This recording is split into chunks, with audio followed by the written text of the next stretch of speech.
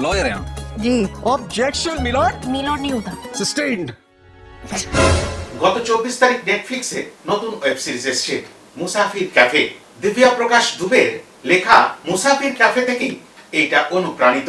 ওই গল্পটা বলা যায় সম্পূর্ণটাই ঠিকঠাক রেখেই এই ওয়েব সিরিজখানি আমাদের কাছে তুলে ধরেছেন ডিরেক্টর রুচির অরুণ।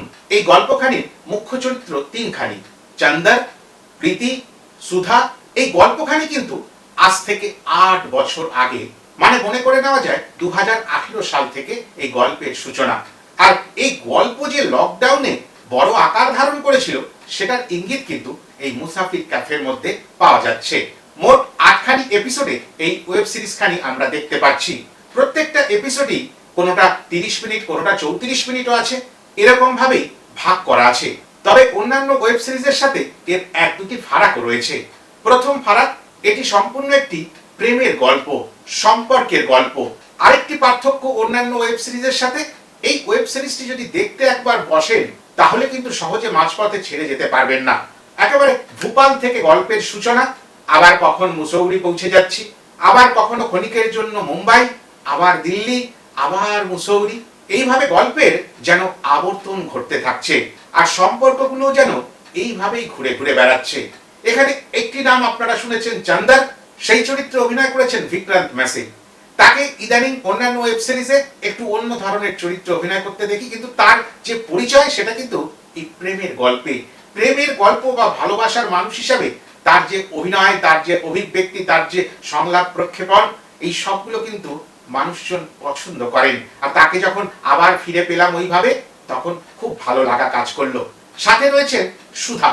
সুধা চরিত্রে অভিনয় করেছেন ভেদিকা পিন্টো। এটাও কিন্তু খুব ভালো লাগার বিষয়। ওনাকে এমনিতেই অনেকেই পছন্দ করেন, বিশেষ করে ইয়াং জেনারেশন, এবং পছন্দ করার অনেক কারণও রয়েছে। তার যা অভিনয় এই ওয়েব সিরিজটার মধ্যে দেখতে পাবেন, একেবারে টক্কর দিয়ে দিয়েছে বিক্রান্তের সঙ্গে। তখন মনে হবে যে সত্যি একেবারে যেন ন্যায়লে পে দেয়লা হয়ে গেল। মাহিমা মাখওয়ানা প্রীতি চরিত্রে অভিনয় করেছেন, আর এই প্রীতি চরিত্রটাও কিন্তু এই গল্পের একটি গুরুত্বপূর্ণ চরিত্র। এছাড়াও একটি ছোট্ট চরিত্র, একটি লেখকের চরিত্রে রয়েছেন রাজীব সিদ্ধার্থ, রাহিল নামক একটি চরিত্রে। তবে একটা ভালো লাগার চরিত্র রয়েছে, আবারও বলি, আমরা বাঙালি, আমাদের কলকাতার কোনো অভিনেতা অভিনেত্রী থাকলে এই ওয়েব সিরিজ বা মুম্বাই বা কোনো সিনেমাতে বা যে কোনো সিনেমাতে অন্য ভাষাভাষী একটু ভালো লাগে। তিনি মূলত আমাদের কলকাতার মানুষ। ওই চন্দরের মায়ের চরিত্রে রয়েছেন অনুভব ফতেপুরিয়া। তবে আমরা জানি প্রত্যেকটি ওয়েব সিরিজে যে আলাদা আলাদা এপিসোড ভাগ করা হয় তার একটি করে নাম দেওয়া হয়, আর গল্পটাও সেইভাবেই ভাগ করা হয়। যে কোনো কারণে ধরুন প্রথম এপিসোডটা দেখার পরে মনে হলো একটু কাজকর্ম সেরে দ্বিতীয় এপিসোডটা দেখবো, তাহলে তার কন্টিনিউটি কোনোভাবে নষ্ট হয় না। এইভাবে যখন আপনারা দেখতে চাইবেন তখন দেখতে পাবেন মুসৌরির অসাধারণ দৃশ্য। বললাম না, ঘরের ভেতরের দৃশ্য খুব সুন্দর, বাইরেটুকুও সুন্দর, রাস্তাঘাট, কোর্ট চত্বর দেখানো হয়েছে সেটাও সুন্দর, আবার যে যার কর্মস্থানে এত সুন্দর করে বিষয়টাকে তুলে ধরা হয়েছে। একটা আলাদা ভালো লাগা কাজ করছে। প্রত্যেকটি মুহূর্ত যেন মনে হচ্ছে যে এনজয় করছি আমরা। জীবনের প্রত্যেকটা মুহূর্তকে যেমন ভালোভাবে আনন্দ করে বেঁচে থাকতে আমরা চাই, ঠিক তেমনটাই যেন এই ওয়েব সিরিজটা দেখলে ভেতর থেকে মনে হতে থাকে। গল্পটা শুরু করা যাক চন্দর আর সুধাকে নিয়ে। দুজনের পরিবারই আলাদা আলাদা করে মেয়ে বা ছেলে খোঁজ করছে। ভিন্ন ভিন্ন জায়গা থেকে বিভিন্ন খবরাখবর আসছে, আর বর্তমান সময়ের ছেলেরা মেয়েরাই দেখা করে নেয়, একে অপরের সঙ্গে কথা বলে নেয়, সেই প্রথা আমরা দেখতে পাই। সেইভাবে দুজনকেই সুযোগ দেওয়া হচ্ছে। দুজনেই আলাদা আলাদা করে প্রচুর ছেলে বা মেয়ে দেখছে, কিন্তু নাকচ করছে। এর মধ্যে চন্দরের একটা পুরনো ইতিহাসও রয়েছে। চন্দর এমন একজনকে ভালোবাসতো যে একটা সময় তাকে ছেড়ে চলে গেছে। সেই জন্য চন্দরের ভালোবাসার প্রতি সেরকম একটা ভরসা নেই। আর অপরদিকে সুধা বিয়ে বলে শব্দটিকে খুব একটা বিশ্বাস করেন না, প্রয়োজন মনে করেন না। বিয়ে করতে হবে কেন? ভালোবাসা, প্রেম সবই তো হতে পারে, এমনকি হানিমুনও হতে পারে। তবে তার জন্য যে বিয়ে করতে হবে এরকম বিষয়টা উনি বিশ্বাস করেন না। তার পেছনেও কারণ রয়েছে, আর সেই কারণটা দেখতে গেলেই তো আপনাদের ওয়েব সিরিজখানি যারা যারা দেখেননি তারা দেখবেন। এবার প্রশ্ন, চন্দর আর ওই সুধার দেখা হবে কি করে? এরকমই মেয়ে বা ছেলে দেখতে দেখতে অবশেষে এমনই একটি ক্যাফেতে দুজনেই দেখতে গেছে একে অপরকে। এইভাবে যখন যোগসূত্র তৈরি হয়, যেহেতু সুধা কোনো বৈবাহিক সম্পর্কে আবদ্ধ হতে চায় না, সে ইচ্ছাকৃত ছেলেদের নানান রকম ছল চাতুরি করে, মানে এক ধরনের বলতে গেলে বহিষ্কার করছে, তাড়িয়ে দিচ্ছে। এমনটা চান্দারের সঙ্গেও পড়েছিল। কিন্তু পরবর্তী সময় সুধা দেখলো যে কটি ছেলে মোটামুটি তাকে দেখতে বাধ্য করা হয়েছে বিয়ে করার জন্য পরিবারের থেকে, তার মধ্যে চান্দার একটু অন্যরকম এবং একটু ভালো লাগাও কাজ করলো। তারপরে এমন পরিবেশ পরিস্থিতি সৃষ্টি হলো তার জীবনে যে তাকে চান্দারের খুব কাছাকাছি এসে পৌঁছাতে বাধ্য করলো, আর সেইখান থেকেই গল্প ঘুরে গেল।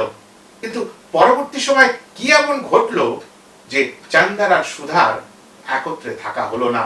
বৈবাহিক সম্পর্ক তো দূরের কথা, যে প্রেমের সম্পর্ক গড়ে উঠেছিল সেই সম্পর্কটাও টিকে রইল না। এই সময় চান্দারের জীবনে এলো প্রীতি। কিন্তু ওই মুহূর্তটা ছিল লকডাউনের মুহূর্ত। প্রীতি এবং চান্দার দুজনেই মুসৌরি অঞ্চলে কোনো ক্যাফে খুলতে চাইছিলেন এবং তাদের ওই লকডাউনের সময় এমন ভাবে দেখা হয় তারা এক ধরনের পার্টনার হয়ে যায়, একে অপরের কাছাকাছি এসে পড়ে।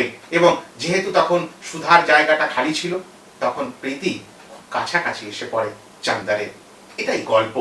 এরপরে আর কি হতে পারে অনেকেই হয়তো এই গল্পটি বইয়ে পড়ে ফেলেছে, তারা তো জানেন। যারা জানেন না তারা ওয়েব সিরিজটা দেখবেন। তবে আবারও বলি, খুব ভালো লাগা কাজ করবে। তবে দুবেজির মূল গল্পের সাথে এর কিন্তু অনেক ফারাক রয়েছে। বেশ কিছু চরিত্রের নামের ফারাক রয়েছে, বেশ কিছু চরিত্রকে এখানে দেখানোই হয়নি, মানে উল্লেখই করা হয়নি। বিশেষ করে শেষ দৃশ্যগুলো একেবারে গল্পের সঙ্গে কোনো মিল নেই। এখানে চান্দারকে এই দুটো টাইম লাইনে আলাদা আলাদা দেখাতে গিয়ে যে একটা ওই পুরনো সুধার সঙ্গে সম্পর্ক আর একটা নতুন প্রীতির সঙ্গে সম্পর্ক, এই মোটামুটি 2-4-5 বছরের যে অন্তর, এটা দেখাতে গিয়ে এক জায়গায় চান্দারকে ক্লিন সেভ আর আরেক জায়গায় এক গাল দাড়ি দিয়ে দেখানো হয়েছে। দুটোতেই অসাধারণ তাকে দেখতে লাগছে। আর এমনিতে তো তিনি ভালো অভিনয় করেন। প্রত্যেকটি সংলাপ খুব মনের কাছাকাছি। একটি সংলাপ তো প্রত্যেকেরই মনে থেকে যাবে, যে গল্প কোনোদিন শেষ হয় না, গল্পের পটভূমি পরিবর্তিত হয়। ওই স্থান কাল পাত্র বিশেষে শুধু গল্পের পরিবর্তন হয়, গল্প শেষ হয় না। আমি বললাম না, শেষটা যেন ঠিক মনের মতো হয়নি, ওটা ইচ্ছাকৃত করা হয়েছে বলে আমার ধারণা। আসল গল্পটায় যেভাবে শেষ করা হয়েছে, কেন সমস্ত কিছু করার পরে ওইভাবে শেষ করা হলো না? এবং তার পাশাপাশি ওই যে বললাম 8টা এপিসোডে ভাগ করা হয়েছে, ওই 8টা এপিসোডের শুরুর আর শেষের, মানে প্রথম এপিসোড আর অষ্টম এপিসোডের নামটা দেখলেই বুঝতে পারবেন যে আবার এর দ্বিতীয় পর্ব বা মুসাফির ক্যাফের দ্বিতীয় পর্ব আসবে। আজ নয়তো কাল নেটফ্লিক্সেই আসবে, তার সম্ভাবনা জিয়ে রাখা হয়েছে। দুটোরই নাম অ্যারাইভাল। আর এই এপিসোড 1-এ অ্যারাইভেল নাম থেকে শুরু করে এপিসোড 8-এ আবার অ্যারাইভেল নাম দেওয়াটাই একটা ইঙ্গিত করে আবার নতুন করে মুসাফির ক্যাফে আসবে। তবে সুন্দর প্রেমের গল্প, 3খানি গান আমার যতটুকু মনে পড়ে, অসাধারণ 3টি গান, খুব ছোট ছোট, যেহেতু ওয়েব সিরিজ তো খুব বিশাল আকারে বড় আকারে গানগুলি তো আসে না, আমরা যতটুকু অভ্যস্ত, ওই 3টি গান কিন্তু প্রত্যেকের মন ছুঁয়ে যাবে। আর যারা ওয়েব সিরিজ খানি দেখবেন, আবারও বলছি, ওই মুসৌরির দৃশ্যগুলো বা যে কোনো ঘরের কোণের দৃশ্য, প্রত্যেকটা দৃশ্য কিন্তু আপনাদের মনে পড়ে যাবে। একেবারে কফি হাতে কোনো দৃশ্য হোক আর চা হাতে কোনো দৃশ্য হোক, সব দৃশ্যই কিন্তু খুব কাছের মনে হবে, খুব পরিচিত মনে হবে, খুব নিজের মনে হবে। এতটাই বলার ছিল। আবারও বলছি, যারা যারা এই ভিডিওখানি দেখলেন তারা একটু লাইক কমেন্ট শেয়ার করে দেবেন। আর যারা এখনো আমার চ্যানেলটিকে সাবস্ক্রাইব করেননি তারা সাবস্ক্রাইব করে নেবেন। আর যারা ফেসবুক বা ইনস্টাগ্রামে এই ভিডিওটি দেখছেন তারা আমার ফেসবুক বা ইনস্টাগ্রামের পেজটি ফলো করে আমার পাশে দাঁড়াবেন। সবাই ভালো থাকবেন, আবার দেখা হবে। নমস্কার।